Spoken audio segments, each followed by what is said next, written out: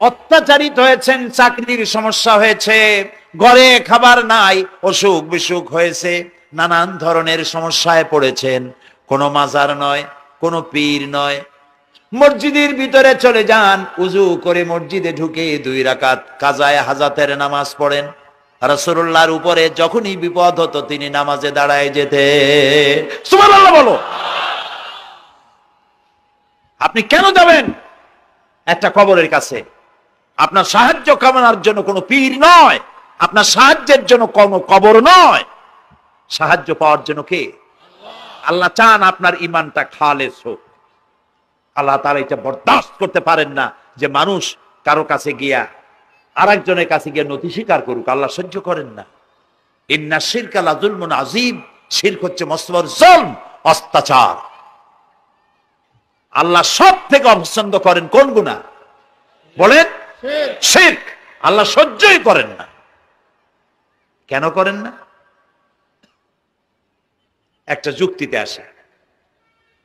যারা বিবাহ করেছেন তাদের স্ত্রী যদি স্বামীর সাথে যে ধরনের হাসি খুশি প্রেমের আদান প্রদান করে, স্বামী ছাড়া যদি আরেকজন পুরুষের সাথে এরকমের ভাব বিনিময় করে, ফোনে কথা বলে, প্রেম করে, খুব সুন্দর করে ভালোবাসা দিয়ে যদি চিঠি লেখে অন্য পুরুষের কাছে, অথবা প্রেম নিবেদন করে, তাহলে স্বামীদের অবস্থা কেমন হবে বলেন? এইটার জবাব দিতেও যদি দেরি হয় তো খুবই কুলক্ষণ। হ্যাঁ, ভয়ানক হবে, ভয়ানক হয়ে যাবে। নিজের চরিত্র যতই যা হোক, বউর চরিত্র ভালো চাই। আচ্ছা বলেন তো, স্ত্রী আপনার সঙ্গে যেভাবে প্রেমের হাসি হাসে, প্রেম নিবেদন করে, ওই রকম আরেকটা পুরুষের কাছে সাথে করলে আপনার সহ্য হয় না কেন? আপনি স্ত্রীর উপরে আপনার অধিকারটা কতখানি, কি জন্যে? আপনার স্ত্রীর যে হাসি, যে মিষ্টি হাসি, যা আপনার প্রাণ কেড়ে নেয়, ওই হাসিতে আপনার কোনো অবদান আছে বলেন? তার যে টানা টানা চোখ, সুন্দর ভ্রু, মাথায় অনেক লম্বা চুল, শরীরটা সুন্দর, যৌবন, রূপ, এর ভেতরে আপনার কোনো অবদান আছে? হ্যাঁ আছে, একটু তো আছেই। আপনি যে মুখ দিয়ে বউটা হাসে, সেই ঠোঁটে একটু লিপস্টিক লাগাইছেন। যে চোখের জন্য আপনি পাগল, সেই চোখে একটু কাজল লাগাইছেন। শরীরটাকে পেঁচাবার জন্য সুন্দর একটা শাড়ি কিনে দিছেন। একটা শাড়ি দিয়ে, একটু লিপস্টিক কিনে দিয়ে, চুলের একটা ক্লিপ কিনে দিয়ে, একটা ভালো শাড়ি কিনে দিয়া স্ত্রীর উপরে যদি এত অধিকার আছে যে কোনদিন মৃত্যু পর্যন্ত কোন প্রেমের হাসি, ভালোবাসার আদান প্রদান আপনি ছাড়া আর কারো সাথে করতে পারবে না, এইটা যদি আপনার অধিকার এভাবে প্রতিষ্ঠিত হয়, তাহলে এই হাসি যিনি দিলেন, এই দাঁত, এই সুন্দর চোখ, এই রূপ, এই যৌবন আল্লাহ তাআলা দিলেন, তার সামনে কোনো পীর অথবা কবরের সামনে যদি হাত পাতে আল্লাহ বরদাস্ত করেন না। কথা কি বুঝে আসছে? কথা বুঝে আসছে? আলহামদুলিল্লাহ বলে। আলহামদুলিল্লাহ। বুঝলেই আমাদের কষ্ট সার্থক। আলহামদুলিল্লাহ বলি। আমরা যেন আল্লাহরে চিনতে পারি, বুঝতে পারি। আমার বিশ্বাস করুন, কোরআন আমার সামনে, আল্লাহর কসম, কোন জীবিত পীর, কোন মৃত্যু পীর আমার ভাগ্যের ভালো বা মন্দ করার কোন অধিকার রাখে না, রাখে না, রাখে না। কোন পীর ফু দিয়ে আমার ভাগ্যকে ভালো বানাই দিতে পারবে না, পারবে না, এবং আমার একটা চুলও বাঁকাও করতে পারবে না। খাইরিহি ওয়া শাররিহি মিনাল্লাহি তাআলা। আমার ভালো, আমার মন্দ করার একমাত্র মালিক কে? আল্লাহ। এক আঙ্গুল আকাশের দিকে উঁচু করে চিৎকার দিয়ে বলুন, কে? আবার বলেন, আবার বলেন, আবারও বলুন। ফাতনামা। আল্লাহ কবুল করুন, বলেন আমিন। আমার এই বক্তব্য দিয়ে আমি কোন পীরকে অমর্যাদা করছি না। পীর সাহেবদের কাছে পীর কোন শরীয়তের শব্দ নয়। কোরআন এবং হাদিসে কোথাও পীর বলে কোনো শব্দ নাই। এটি ফার্সি শব্দ। এই শব্দের অর্থ হলো বৃদ্ধ। তো পীর যদি বৃদ্ধ হয় ভালো কথা, তিনি যদি আলেম হন আরো ভালো কথা। কিন্তু বাপ পীর ছিল, উনিও সেই সুবাদে পীর, ইলেম নাই, তোনার নিজের কাছেই তো টর্চ নাই, আপনাকে অন্ধকারে উনিও ম্যানহোলের মধ্যে পড়বে, আপনারে নিয়ে পড়বে। আলেম হইতে হবে, পীর যদি হয় আলেম হইতে হবে, 1 নম্বর কথা। 2 নম্বর কথা হলো তিনি ব্যবসায়ী হবেন না, ধর্মের নামে তিনি ব্যবসা করবেন না। তিনি মানুষকে হেদায়েতের পথ দেখাবেন, প্রয়োজনে জেলে যাবেন, প্রয়োজনে ফাঁসির মঞ্চে দাঁড়াবেন। তিনি নিজেকেই ইসলামের সব আমি করি, আর ইসলাম কারো কাছে নাই। যারা ইসলাম করলো 70-80 বছর ধরে, রাজনীতির পথ দেখালো, তারা ইসলামের দল না, ওনারটাই ইসলামের দল। এই ধরনের ফাজলামি বক্তব্য থেকে বিরত থাকতে হবে, এই ধরনের বেয়াদবিপূর্ণ বক্তব্য থেকে বিরত থাকতে হবে।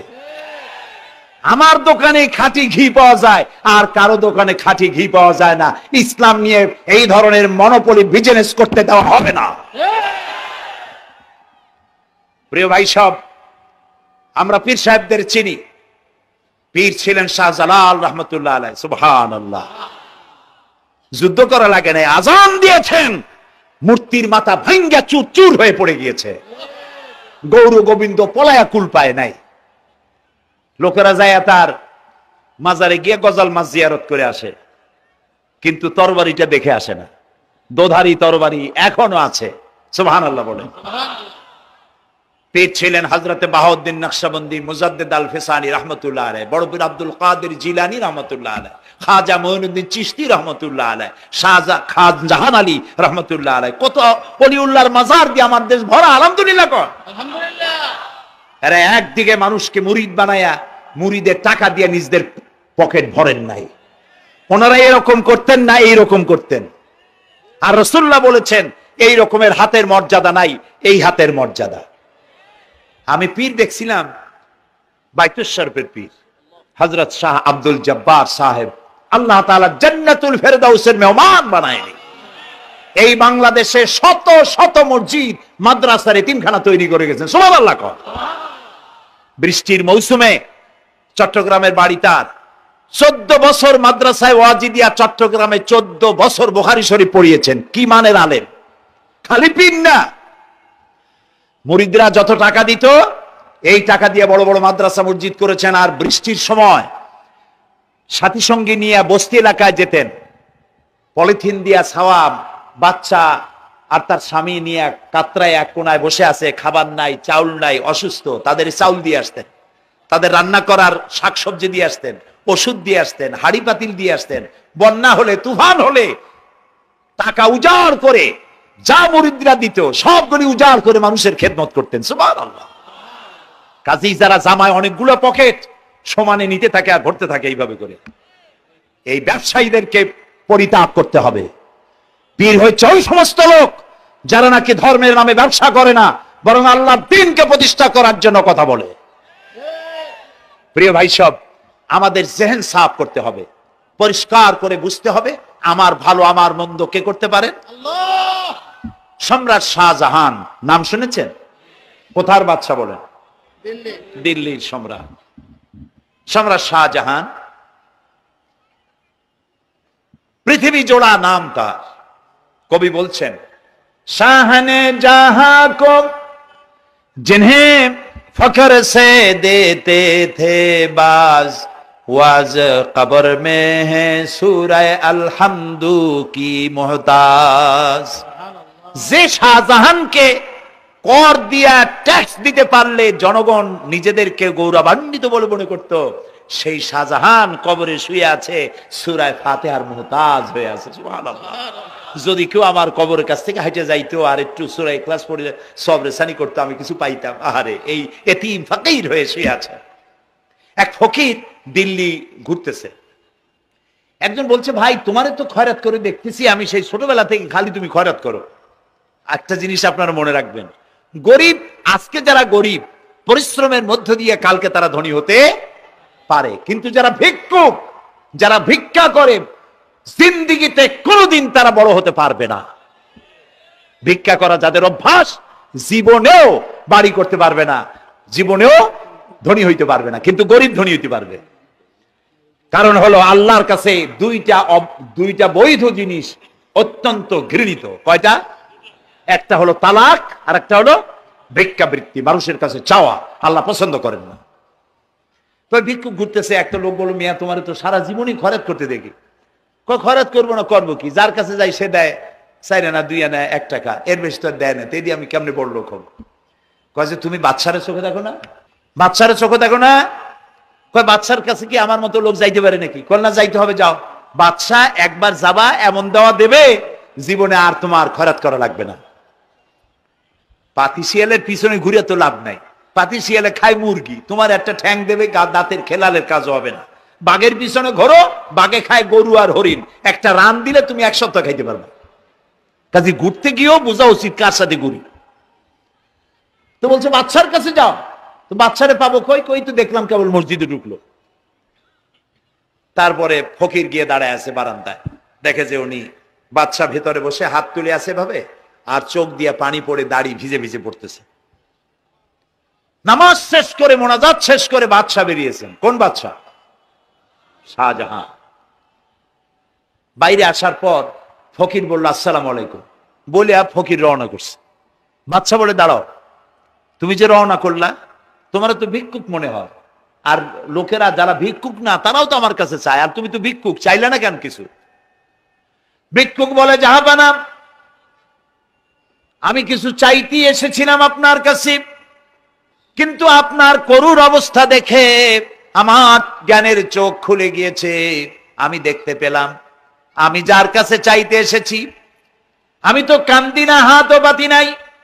যার কাছে চাইতে আসতাম দিল্লির সম্রাট, আবার কোন সম্রাটের কাছে হাত পেতে ভিক্ষুকের মতো কি জানি চায়, আর চোখ দিয়া পানি পড়ে দাড়ি ভিজে ভিজে পড়ছে। আমার জ্ঞানের চোখ খুলে গেছে, দুনিয়ার বাদশার কাছে আর চাইবো না। বাদশা কান্দে যে বাদশার কাছে, তার কাছেই চাইবো। প্রিয় ভাই সব, এই জন্যে জিহেন সাফ করে ফেলুন।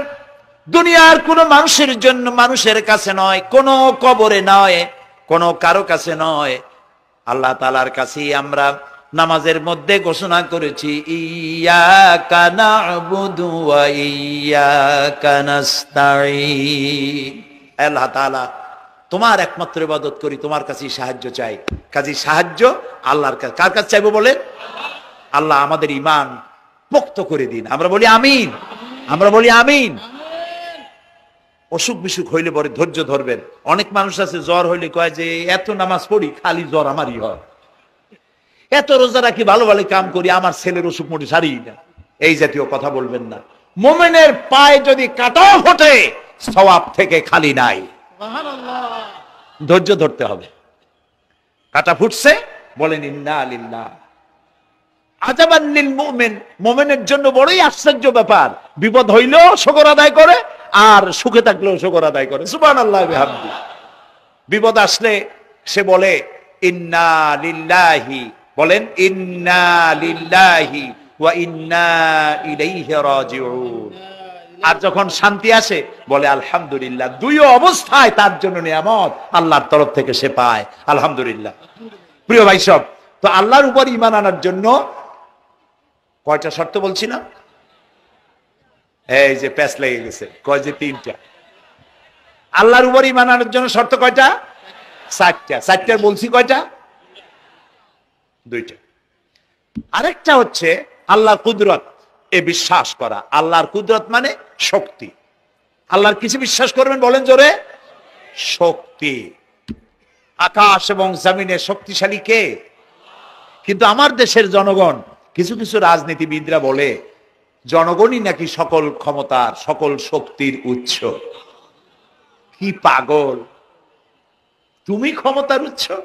নাকের মধ্যে ময়লা, দাঁতে ছাতা, পেটের মধ্যে দুর্গন্ধ ভরা, ক্ষমতার উৎস? আশ্চর্য কথা। এই যে ক্ষমতার উৎস, হাজার হাজার লোক এখানে বসা, 2টা ভাউয়া ব্যাংক যদি 2 কোণা দিয়ে ঢোকে, ভাউয়া ব্যাংক চেনেন? বিগ সাইজের ব্যাংক, 2টা যদি দুই দিক দিয়ে ঢোকে লাফাইতে লাফাইতে, সামনে যারা আছে এমনি লাফাবে। অন্তত টঙ্গী তামিরুল মিল্লাত মাদ্রাসা ছাড়াইয়া তারপরে ফিরে তাকায় বলবে, ভাই আমরা দৌড়াই কেন? ব্যাংকের সামনে অসহায়, বল্লা ভীমরুলের সামনে অসহায়, সাপের সামনে, বিচ্ছুর সামনে অসহায়, তারা কয় সকল ক্ষমতার উৎস জনগণ। কপাল পোড়া, ক্ষমতার উৎস জনগণ নয়। এটা কোরআনের সাথে কন্ট্রাডিকশন হয় এ কথায়। আল্লাহ বলেছেন আন্নাল কুওয়াতা লিল্লাহি জামিয়া, সকল ক্ষমতার উৎস কে? চিল্লায় বলো। ক্ষমতা কি দেখছেন? মাত্র 1.5 মিনিট। কয় মিনিট? মাত্র 1.5 মিনিট। আল্লাহ বলেছেন কোন, সাথে সাথে তামিলনাড়ু, মালয়েশিয়া, ইন্দোনেশিয়া, থাইল্যান্ড, মালদ্বীপ, শ্রীলঙ্কা 2 লক্ষ লোক শেষ, 1 লক্ষের খোঁজ নাই। সমুদ্রের পানি 33 ফিট উঁচু হয়ে এসছে। সুবহানাল্লাহ কই দিচ্ছে করে না? বিজ্ঞানীরা বলেছেন ভারত মহাসাগরের তলদেশে ফাটল ধরেছে, ওর কয়েক কিলোমিটার নিচে ভূমিকম্পের উৎপত্তি হয়েছে। ভারত মহাসাগরের পানি 3 হাত না 4 হাত, কত কিলোমিটার আল্লাহই জানে। এই কয়েক কিলোমিটার নিচে যে মাটি, সেই মাটিরও কয়েক কিলোমিটার নিচে ভূমিকম্পের উৎপত্তি। এখান থেকে ভূমির কম্পন হয়েছে, সেই ভূমিকম্পে সমস্ত মহাসাগরের মধ্যে, ভারত মহাসাগরের মধ্যে জলকম্পন শুরু হয়েছে। পানির কম্পন, মাটির কম্পন একসাথে। 33 ফিট উঁচা, মানে 4 তলা বিল্ডিং এর মতো উঁচু হয়ে আসছে পানি। 4 তলা পরিমাণ উঁচু হয়ে পানি চলে আসছে। বাড়ি গাড়ি সব কিছু খড় কুটার ন্যায় সব উড়িয়ে দিয়েছে। এগুলোরে কপাল পোড়া নাস্তিক যেগুলি, তারা বলে প্রাকৃতিক দুর্যোগ। ওর বাপের মাথা। আচ্ছা, প্রাকৃতিক দুর্যোগ, প্রকৃতি কি? কোন জন্তুর নাম? প্রকৃতি কোন জন্তু জানোয়ারের নাম? প্রকৃতি নিজে চলে না কেউ তাকে চালায়? কে চালায়? কপাল পোড়ারা তা বোঝে না। বিশ্ববিদ্যালয়ের শিক্ষক হয়েছে তো, আল্লাহ দিয়ে আসি কোথায়? তবে সব খারাপ না, ভালো আছে আলহামদুলিল্লাহ। কিছু আছে কপাল পোড়া। বিশেষ করে শান্তিনিকেতনে যারা পড়াশোনা করে আসে, সাহিত্য চর্চা করে, এই সাহিত্য চর্চা করতে করতে এক পর্যায়ে কপাল পুড়ে যায়। আল্লাহরে চিনতে পারে না। সব চেনে, আল্লাহরে চেনে না। আল্লাহ এখন চিনাইতেছে ভালো করে। প্রিয় ভাই, সব কমে আদ, কমে সামুদ, এগুলিকে আল্লাহ তারা ধ্বংস করেছেন। কিয়ামতের আগে এই যে 7টা আকাশ, এই আকাশ সম্পর্কে অবিশ্বাসীরা তারা বলেছে আকাশ বলতে কিছুই নেই, এটা নাকি অনেক দূরে, তাই নীলা নীলে দেখা যায়। কি কপাল পোড়া চিন্তা করে, নীলা নীলা দেখা যায়। এই আকাশ মহাশূন্য। এই আকাশগুলিকে, আকাশ কয়টা? কয়টা স্তর? 7টা। এগুলি কাতাইয়ে সিজিল্লিল কুতুব। কোরআনে কারিমে আল্লাহ তাআলা বলেছেন কিতাবের পৃষ্ঠার মতো কিয়ামতের আগে একটার পর একটা ঠাস ঠাস করে পড়বে, ভেঙে চুরে চুরমার হয়ে যাবে। ওয়াইদাল বিহারু ফুজ্জিরাত,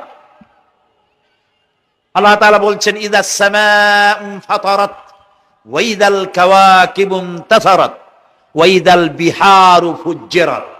আকাশের তারকাসমূহ বিক্ষিপ্ত হয়ে পড়বে।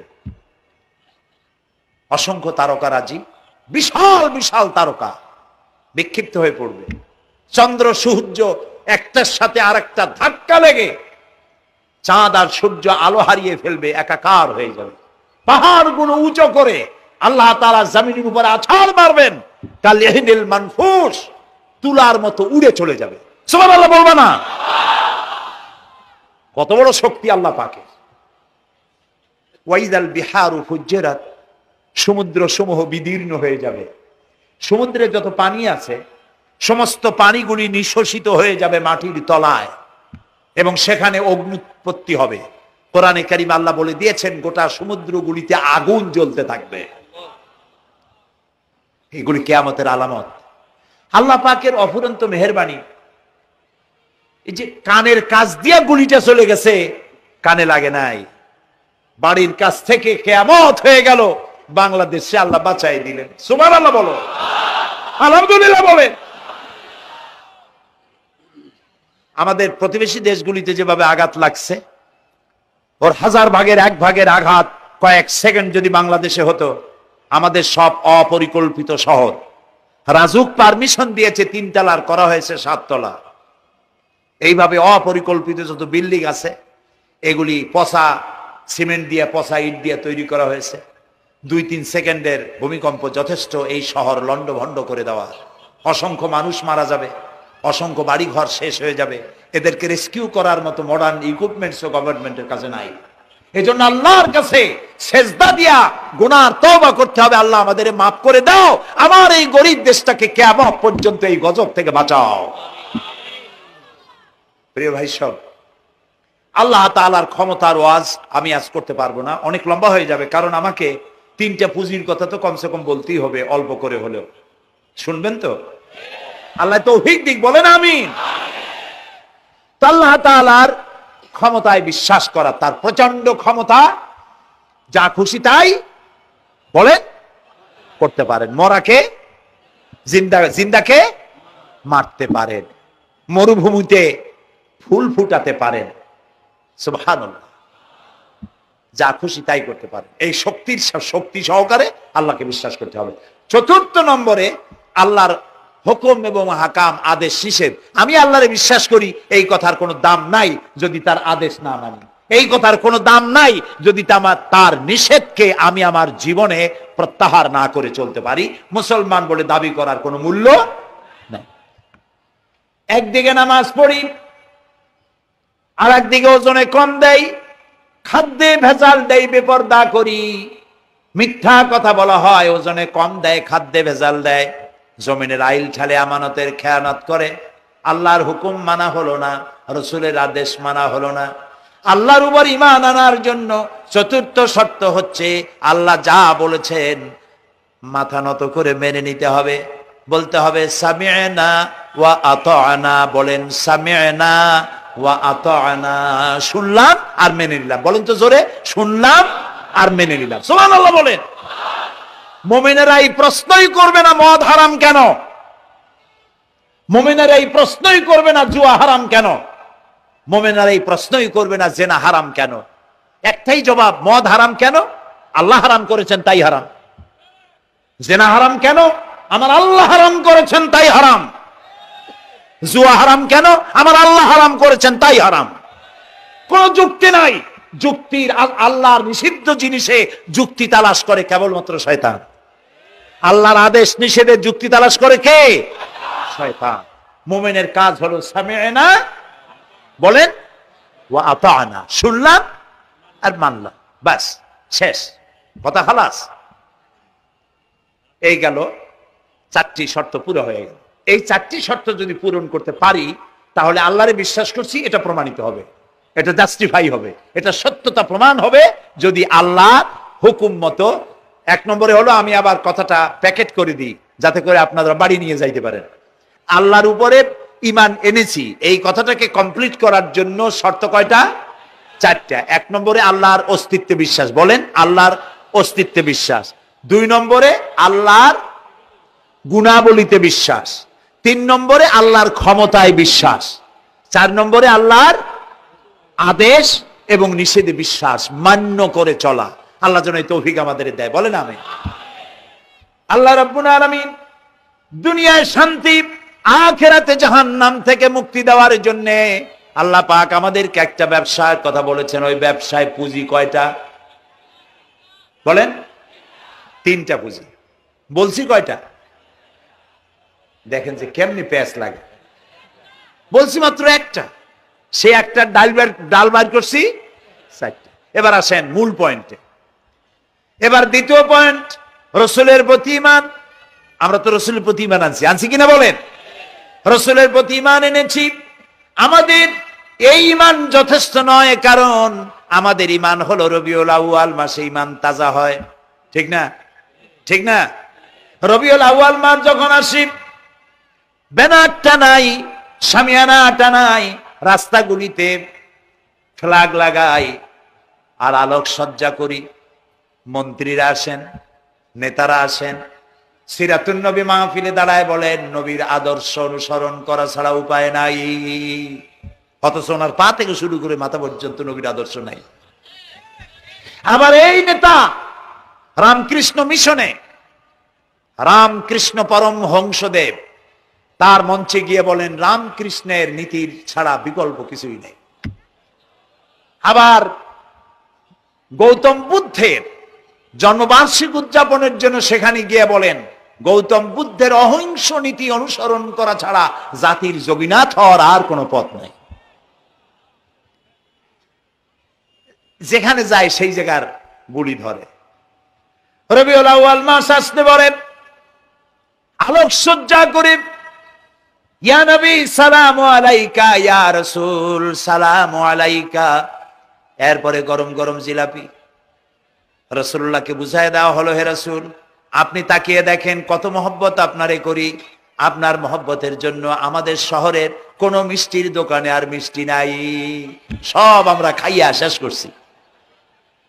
এই হলো মহব্বত। এই মহব্বতে এই ইমানে কাজ হবে না। এই ইমানে বলে কাজ হবে না। কোন ইমানে কাজ হবে? রাসূলের প্রতি ইমানের অর্থ কি? এর অর্থ হচ্ছে নবী করিম সাল্লাল্লাহু আলাইহি ওয়াসাল্লাম আমাদের রাসূল, আমাদের নেতা। আমাদের রাসূল আমাদের নেতা, আমরা তার উম্মত, তার অনুসারী। অনুসারীর কাজ কি? নেতার পূর্ণাঙ্গ অনুসরণ করণ। রাসূলুল্লাহর আনুগত্য করতে হবে, এটা কে বলেছেন? আল্লাহ রাব্বুল আলামিন সূরা আলে ইমরানের মধ্যে বলেছেন কুল ইন কুনতুম তুহিব্বুনাল্লাহ ফাত্তাবিউনি ইউহিব্বুকুমুল্লাহ ওয়া ইয়াগফির লাকুম যুনুবাকুম আল্লাহু গফুরুর রহিম। হে নবী আপনি বলুন, তোমরা যদি আল্লাহকে ভালোবাসো তাহলে তোমার কাজ হচ্ছে, তোমরা যদি আল্লাহকে ভালোবাসো তাহলে তোমরা আমার আনুগত্য করো, আমার অনুসরণ করো। কার? রাসূলের। বলেন কার? রাসূলের অনুসরণ যদি তোমরা করো, খেয়াল করে শুনতেছেন তো? আল্লাহ তাআলা বলছেন নবী আপনি বলেন তোমরা যদি আল্লাহকে ভালোবাসো, তোমাদের এই দাবি যদি সত্য হয় তাহলে আমার অনুসরণ করো, আমার আনুগত্য করো। আমার অনুসরণ, আমার আনুগত্য করলে পরে তোমাদের কে আল্লাহ রাব্বুল আলামিন ভালোবাসবেন এবং তোমাদের তামাম জিন্দেগীর সমস্ত গুনাহ খাতা আল্লাহ তাআলা মাফ করে দিবে। আমরা কি গুনাহ মাফ করাইতে চাই? বলেন চাই? আসুন রাসূলের আনুগত্য করুন। রাসূলের আনুগত্য কিরকম? রাসূল যেভাবে মুছ কাটছে আমরা সেইভাবে মুছ কাটবো। তিনি দাড়ি যেভাবে রাখছেন আমরা সেইভাবে রাখবো। তিনি চুল কাটছেন যেভাবে সেইভাবে করব। তিনি পায়ের নখ, হাতের নখ যেভাবে কাটছেন সেইভাবে করব। তিনি যেভাবে বিবাহ করেছেন সেই সুন্নত অনুযায়ী বিবাহ, তিনি যেভাবে দেশ চালাইছেন সেইভাবে দেশ চালাবো। রাসূলের অনুসরণের অর্থ শুধু এই নয় যে তিনি যেভাবে সুরমা লাগাইছেন আমি ওইরকম সুরমা দেব, তিনি যেভাবে কদু খাইছে আমিও কদু খাবো, এইটা নয়। এটা নয়, শুধু রাসূলের আনুগত্য হবে মুরগির ফার্ম থেকে শুরু করে জাতিসংঘ পর্যন্ত, জীবনের সব ক্ষেত্রে। আর বিশ্বাস করতে হবে তিনি শেষ নবী, তারপরে আর কোন নবী আসবে না। আল্লাহ রাব্বুল আলামিন সূরা আহজাবের মধ্যে বলেছেন মা কানা মুহাম্মাদুন আবা আহাদিম মির রিজালিকুম ওয়ালাকির রাসূলুল্লাহি ওয়া খাতামান নাবিয়্যিন। মুহাম্মদ সাল্লাল্লাহু আলাইহি ওয়াসাল্লাম তোমাদের কোন পুরুষদের পিতা নন, তিনি আল্লাহর রাসূল এবং তাকে দিয়ে নবুয়তের মিশনকে খতম করে দেওয়া, কমপ্লিট করে দেওয়া হয়েছে। আর কোন নবী? রাসূলুল্লাহ বলেছেন লা নবিয়্যা বাদি ওয়ালা রাসূল, আমার পরে আর কোন নবীও আসবে না, রাসূলও আসবে না। কথা বুঝে আসছে? আল্লাহর নবীর পরে আর কোন নবী হবে না। আল্লাহর নবী বলেছেন একটি ইমারত তৈরি করে তার ভিতরে একটা ইট যদি খালি থাকে, একটি ইটের জায়গা যদি শূন্য থাকে, তাহলে সকলের চোখে ধরা পড়বে। ওই ইটখানা দিলে পরে বিল্ডিংটা কমপ্লিট হয়ে যায়। নবুয়তির যে ইমারত আল্লাহ তৈরি করেছিলেন ওর ভিতরে একটা ইটের অভাব ছিল, আল্লাহ পাক আমাকে দিয়ে সেই শূন্য জায়গা পূরণ করে দিয়ে নবুয়তের মিশনকে কমপ্লিট করে দিয়েছেন। রাসূলুল্লাহ বলেছে আমার পরে আর কেউ নবী হবে না। পৃথিবীর সব মুসলমানদের আকীদা মুহাম্মদ সাল্লাল্লাহু আলাইহি সাল্লামের পরে যদি কেউ নবুয়তের দাবি করে সে কাফির, 1000 বার কাফির। তারা যারা তাকে যারা নবী মানবে তারাও। রাসূলুল্লাহ বলেছেন আমার পরে 30 জন মিথ্যেবাদী নবুয়তের দাবি করবে। তার মধ্যে একজন তো দাবি করছে রাসূলের জীবদ্দশায়, একটা ছিল মেয়ে লোক আর একটা ছিল পুরুষ। পুরুষটার নাম ছিল মুসাইলামা কাযযাব, নামই ছিল কাযযাব। কাযযাব মানে মিথ্যাবাদী। দেখছেন অবস্থা, নামই মিথ্যাবাদী। উম্মতেরা কইল যে আপনি তো একজন নবী, আমরা সৌভাগ্য আর দুর্ভাগ্য হোক আপনারা নবী বলে মানলাম। মুহাম্মদ সাল্লাল্লাহু আলাইহি সাল্লামের কাছে প্রায় জিবরাইল আসে আর ওহী আনে, আর আপনি আমাদের কোনো ওহী দিতে পারলেন না পর্যন্ত। কয় যে কেবল না নবী হইলাম, অপেক্ষা করো, ওহী আসবেন। বেশ কিছুদিন যাওয়ার পর খুব চিন্তা ভাবনা করে কয় যে ওহী একটা আসছে। উম্মতেরা সব দৌড়ে আসছে, কি ওহী? কয় যে এইমাত্র শেষ রাত্রে জিবরাইল আসছিল, আইসে আমারে কয়ে গেল একটা সূরা নাজিল করলো। সূরাটা কি? ইন্না আতাইনাকাল আকাক ফাসাল্লি লিরাব্বিকা ওয়াজআক ইন্না শানিয়াকা হুয়াল আবলাগ। উম্মতেরা কয় সর্বনাশ, এই সূরা পড়তে গেলে তো আমরা কাইসা মরে যাব। এর অর্থ তো খুব বিকায়দা। কি কি সূরা নাজিল হলো আপনার উপরে? ইন্না আতাইনাকাল আকাক মানে আমি তোমাকে হুতুম পেশা দান করেছি, সুতরাং তুমি তোমার প্রভুর উদ্দেশ্যে নামাজ পড়ো আর চিৎকার মারো, কারণ তোমার শত্রুরা সাদা এবং কালো বর্ণের। আমরা তো আগামাথা কিছু বুঝলাম না, কি ওই? আচ্ছা ঠিক আছে, পয়গম্বর মুহাম্মদ সাল্লাল্লাহু আলাইহি সাল্লামকে তার উম্মতেরা নিয়ে যায় তাদের বাগানে, মাঝে মধ্যে নিয়ে যায়। নিলে পরে যে কুয়ায় পানি থাকে না, শূন্য কুয়া পানিতে ভরে যায়। যে গাছতলা দিয়ে তিনি হেঁটে যান, যে খেজুর গাছে খেজুর নাই সেই গাছতলা দিয়ে রাসূল হেঁটে গেলেন, গাছে ফল ধরে যায়। আপনি তো এরকম কিছু দেখাইতে পারেন না। তোমরা তো আমার নেও না, চলো না যাই। নিয়ে গেছে, যাই দেখে যে কুয়ার পাড় দিয়ে যায়, যে কুয়ায় পানি থাকে তা থাকে না, শুকায় যায়। যে গাছ তলায় দিয়ে যায় ওই গাছে খোরমা থাকলে সাথে সাথে খড়গুড়ি ঝরে যায়। উম্মতের কয় কি একটা কপাল পড়া নবী পাইলাম বাগে। আল্লাহ তারে শেষ করছে দুনিয়া থেকে, জাহান্নামে চলে গেছে। সেই মহিলাটাও গেছে, সেও গেছে। রাসূলুল্লাহ বলেছেন এইরকম 30 জন মিথ্যাবাদী নবুয়তের দাবি করবে কিয়ামতের আগ পর্যন্ত। গোলাম আহমদ কাদিয়ানী, এ হলো ইতিহাসে আমরা যদ্য পাই তার পর্যন্ত 28 জন হয়েছে। মুহাম্মদ সাল্লাল্লাহু আলাইহি সাল্লামের ইন্তেকালের পর ওকে নিয়ে হয়েছে 28 জন। কয়জন হইল? বাকি আছে কয়জন? তাই বলে কিয়ামত যে এই 2 জন হইলি আগামী বছর বা 5-6 বছরের মধ্যে কিয়ামত হবে ওইটা চিন্তা করেন না। এই পৃথিবীতে একটা লোক আল্লাহ শব্দ উচ্চারণ করার যদি থাকে কিয়ামত সে পর্যন্ত হবে না। সুতরাং বহুত দেরি আছে কিয়ামতে। তবে ওর মতো আরো শয়তান 2 জন আসবে। গোলাম আহমদ কাদিয়ানী বলল আমি পয়গম্বর, আমি নবী, আমার উপরে ওহী আসে। তো তার সঙ্গে ওই যুগের বড় আলেম মাওলানা আতাউল্লাহ শাহ বুখারী রাহমাতুল্লাহ আলাইহি, তিনি বললেন আচ্ছা তুমি যে নবুয়তের দাবি করো এই শক্তি তুমি পাও কই? কয় যে আমার শক্তি তো কোরআন, কোরআনের মধ্যেই আছে আমার কথা। কোথায়? কয় সূরা সফের মধ্যে আছে, ইয়াতি মিন বাদি ইসমুহু আহমদ। ঈসা আলাইহিস সালাম আমার ব্যাপারে ফোরকাস্ট করেছেন, ভবিষ্যৎবাণী দিয়েছেন যে আমার